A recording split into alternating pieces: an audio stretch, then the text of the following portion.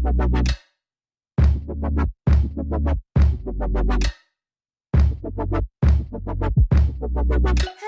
Philippines! Hello world! In this video, I am about to share with you the 5 selected successful tourism entrepreneurs in the Philippines.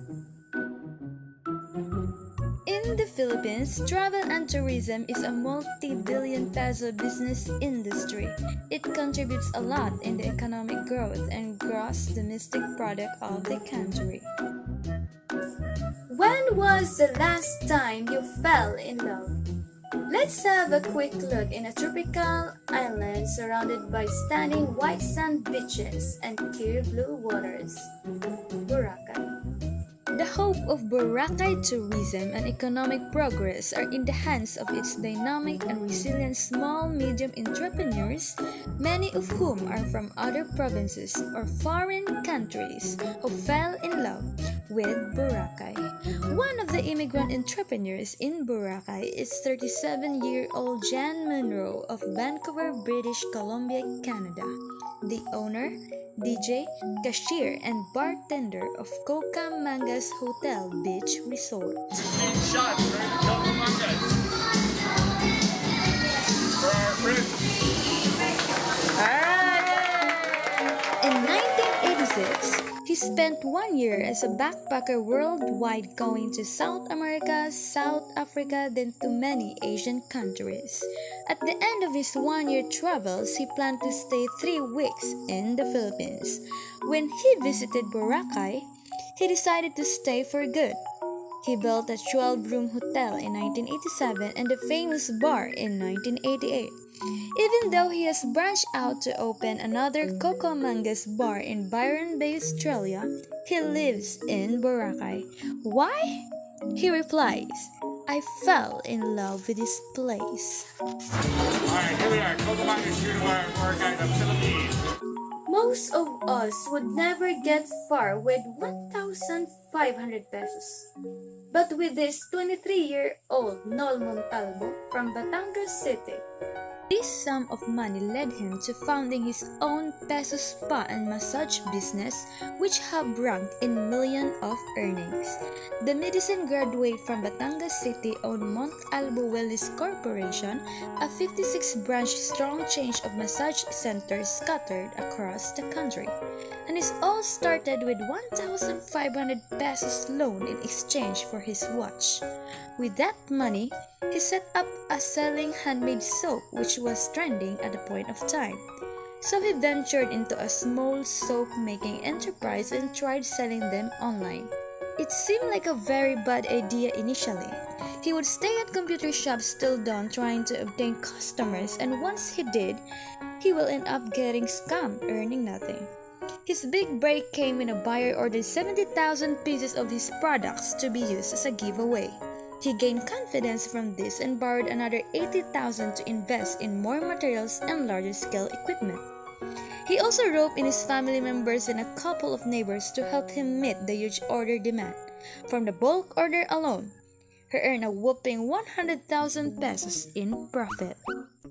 With the rise of spas and massage centers emerging in Manila back then, he figured that he could leverage on this business opportunity, so he decided to jump in on the spa bandwagon. But he did not just do it blindly.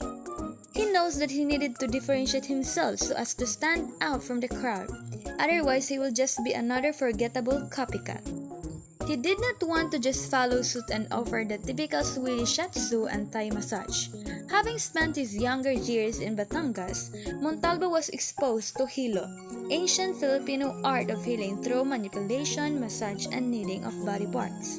He religiously attended seminars, read books on the subjects to widen his knowledge, as well as studied other types of massage in other institutions.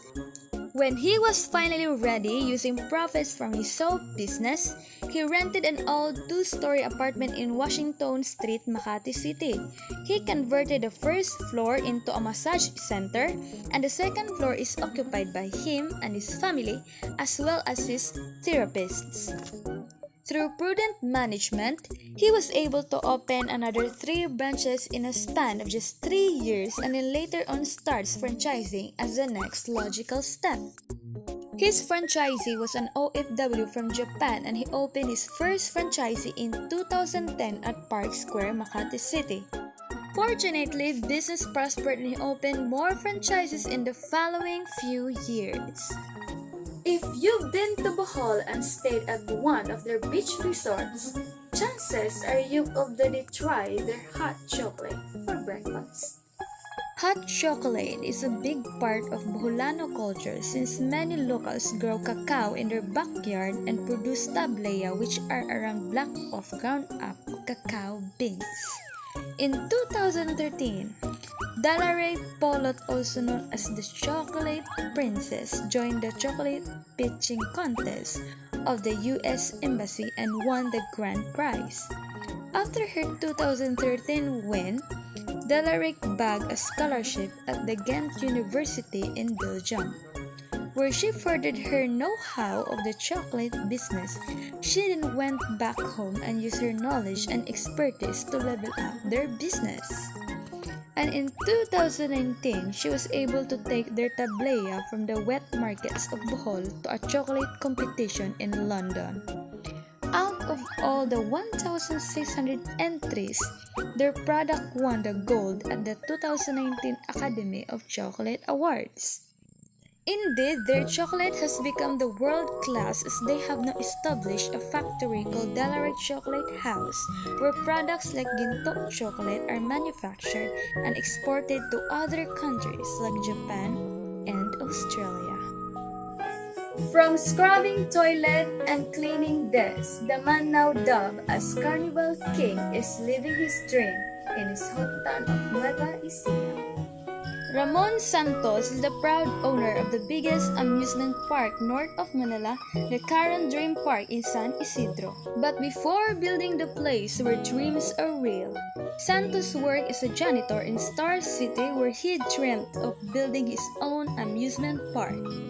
Santos worked his way up and studied the design, procurement, and shipping of carnival rides.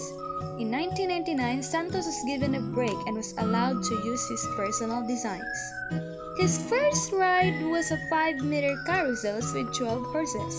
Santos then worked as a middleman and designed carnival rides, including trains used in shopping malls, where a train sold of 1 million could earn 3.6 million in a month. The Caron Dream Park, which features carousels, roller coasters, and other rides and attractions, has become a popular tourist spot in the province. But aside from giving joy to the park's visitors, Santos said he also gets fulfillment from the employment opportunities he is able to provide to the people of Nueva Ecija. Who would have thought that a sugarcane farmer will own the Asia's largest theme parks? Mario Mamon is the CEO and founder of Asia's largest theme parks, Enchanted Kingdom. I was not born into amusement and attractions industry. I was a farmer planting crops like sugarcane in our land. But there came a time where the lands became recipe for other uses or real estate development, and so we sort of diversified. Going back in early 1990s, where Mamon and his wife Cynthia were starting their family. They had visited Disneyland and Ocean Park in Hong Kong. As a result, they felt there might a window of opportunity for a fixed amusement park in the Philippines. At that time, there was nothing of the sort. Parks were limited to small amusement centers and seasonal carnivals in empty lands. Knowing nothing about the amusement industry, someone introduced them to an amusement conference being held in Hong Kong, which they attended and were introduced to IAAPA. Realizing that IAAPA might be their ticket to the industry, they joined the association in 1992, the year that they attended their first trade show and conference in the US in Dallas, Texas.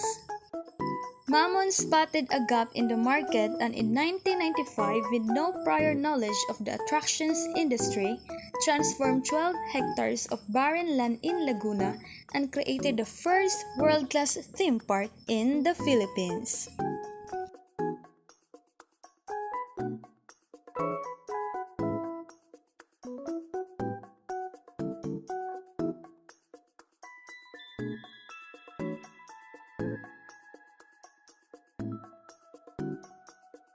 Today, the world-renowned Enchanted Kingdom, which has been growing steadily in terms of revenue and visitor numbers, is in the process of transitioning into an integrated attractions destinations.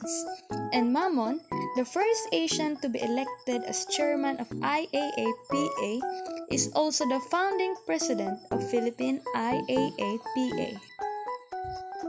I was chosen to become the third vice chair. The culmination was my being the first chairman from Asia in 2014, and of course being the first Filipino to be able to reach that position. So for me, the honor was not for me individually, it was more for the organization and facility that I represent, which was Enchanted Kingdom. And on a macro scale, it was people knowing more about where is the Philippines, what is the Philippines. So when I became chair, they sort of found out where the Philippines is or what the Philippines is all about. If you're passionate about something and you work hard, you will be successful.